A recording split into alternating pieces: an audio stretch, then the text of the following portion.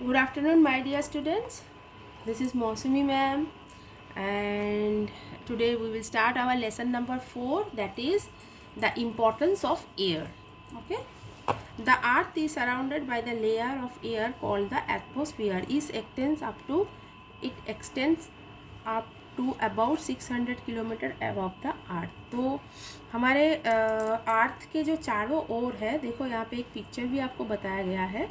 चारों ओर जो हवा की एक लेयर है उसको हम एटमॉस्फेयर बोलते हैं, और ये एटमॉस्फेयर हमारे अर्थ से 600 किलोमीटर ऊपर तक फैला हुआ है। From the Earth's surface upwards, the air gradually becomes thinner and thinner. That is why on the high mountain there is less air and therefore less oxygen. People who climb high mountains carry oxygen cylinder with them. अब क्या होता है कि अर्थ के surface से जैसे ही आप ऊपर की तरफ जाने लगोगे तो ये एयर का जो लेयर है ये पतले होते जाते हैं। ठीक है, इसके लिए जब आप माउंटेन पे चढ़ते हो तो वहाँ पे आपको ऑक्सीजन की भी बहुत कमी महसूस होती है, और इसीलिए जो माउंटेनियर्स होते हैं, जो माउंटेन्स पे चढ़ते हैं, वो लोग अपने साथ ऑक्सीजन की सिलेंडर कैरी भी करते हैं। Air is everywhere, it occupies every empty space. Clean air is colourless and odourless, we cannot see air. और हवा जो है, हवा हमारी चारों ओर फैली हुई है।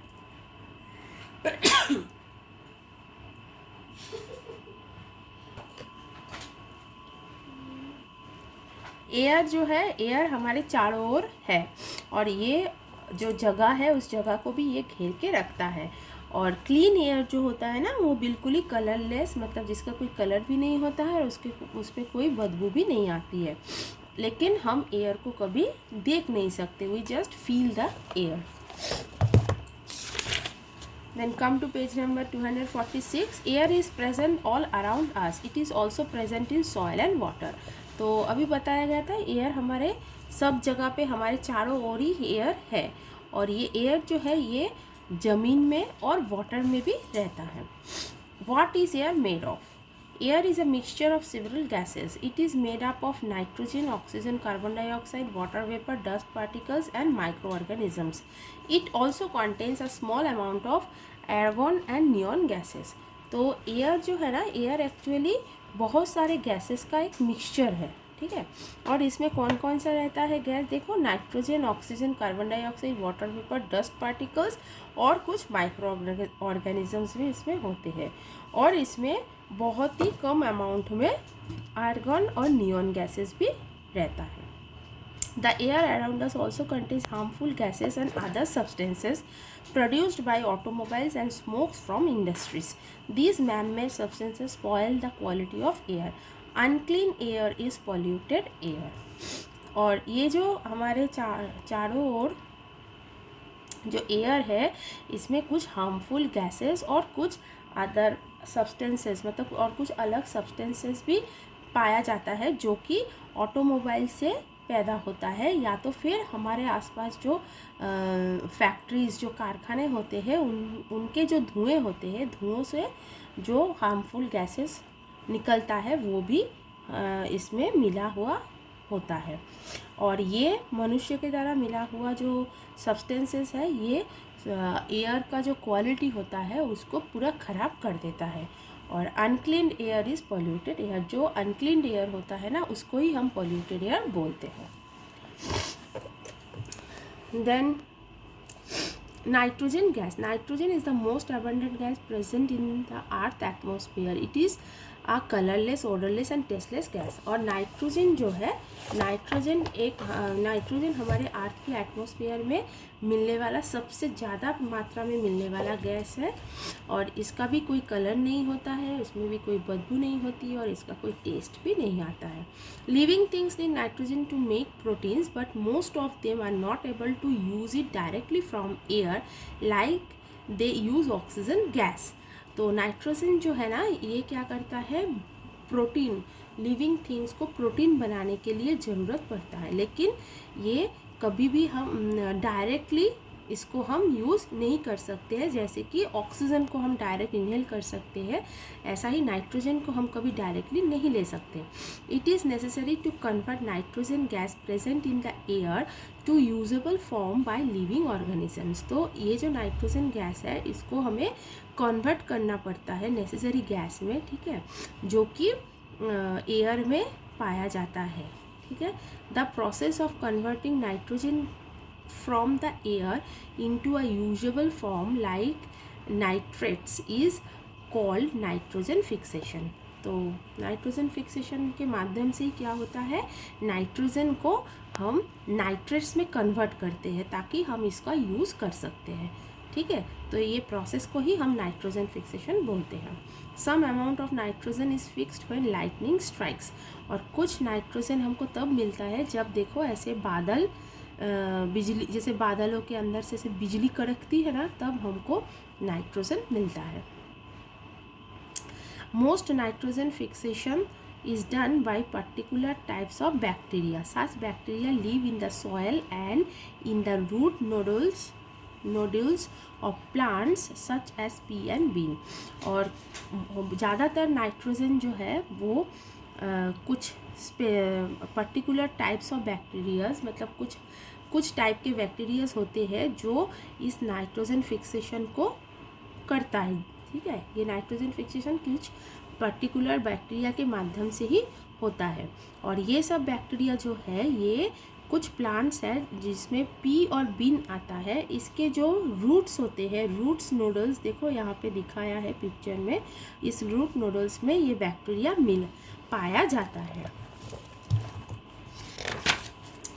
The nitrogen rich substances fix by the bacteria mix with the soil. Other plants absorb these substances along with water from the soil with the help of their roots. और ये जो बैक्टीरिया है ये क्या करता है, ज़मीन में, मतलब जो मिट्टी होती है ना, उस मिट्टी में ये नाइट्रोजन को अच्छे से, नाइट्रोजन रिच सब्सटेंस को अच्छे से मिक्स कर देता है, ठीक है। मतलब मिट्टी पे मिलाने का काम ये बैक्टीरियाज करते हैं। और बाकी के जो प्लांट्स है वो प्लांट्स क्या करता है, जो पानी लेता है ना मिट्टी से, जो पानी वो पेड़ अपने रूट्स के माध्यम से जब एब्जॉर्ब करता है तो वो पानी में ही वो ऑक्सीजन मिला हुआ उनके शरीर में चला जाता है। ऑक्सीजन गैस, ठीक है। The oxygen that is present in the air is made by plant and plant like micro organisms. और ये जो ऑक्सीजन है ये कहाँ पे, जो हमारे एयर में जो ऑक्सीजन प्रेजेंट है, जो है हमको मिलता है, ये कौन बनाता है, प्लांट्स, और कुछ plants like micro organism. Most living things use oxygen from the air to live. Air enters a plant through tiny pores called stomata. और सब लिविंग थिंग्स को, जितने सारे लिविंग थिंग्स हैं, इन सबको जीने के लिए ये ऑक्सीजन की ज़रूरत पड़ती है। और ये ऑक्सीजन जो पेड़ों के जो लीव्स होते हैं, पत्ते होते हैं, उनमें जो छोटे छोटे छेद होते हैं जिसको हम स्टोमाटा बोलते हैं, उस स्टोमाटा के माध्यम से ही प्लांट में पहुंचता है। Most land animals obtain oxygen directly from the air, mainly with the help of lungs. और ज़्यादातर जो लैंड एनिमल्स होते हैं वो सब अपना जो लंग्स होता है ना, उनके पास जो उनका लंग्स है, उस लंग्स के माध्यम से ही ऑक्सीजन को डायरेक्टली एयर से ले लेता है। The air we breathe in collects into the lungs. Oxygen from the air that has collected in the lungs is absorbed by the blood and is supplied to the whole body. और ये हम जो air breathe करते हैं, जो हम सांस लेते हैं, वो जाके सब हमारे लंग्स में जमा हो जाता है।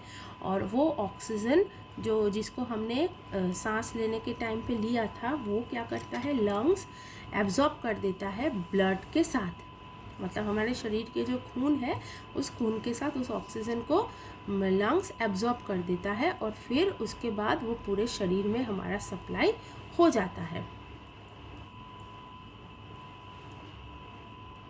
Fish, crabs, shellfish and many other animals that live in water take in oxygen that is dissolved in water.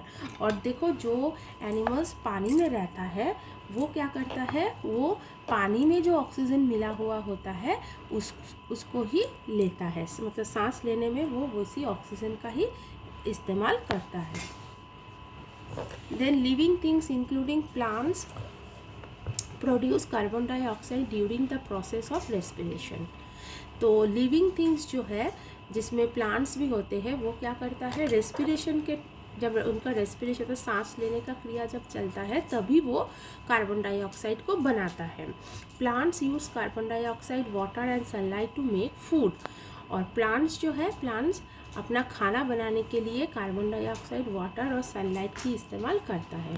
The air we breathe out contains more carbon dioxide.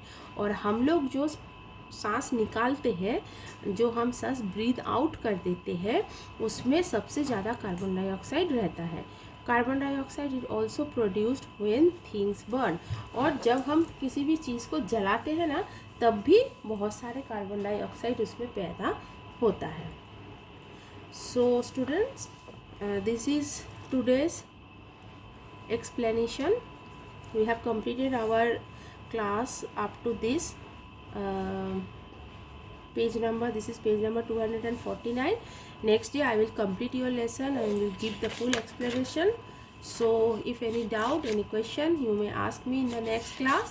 So till then, take care, have a nice day, see you, bye bye.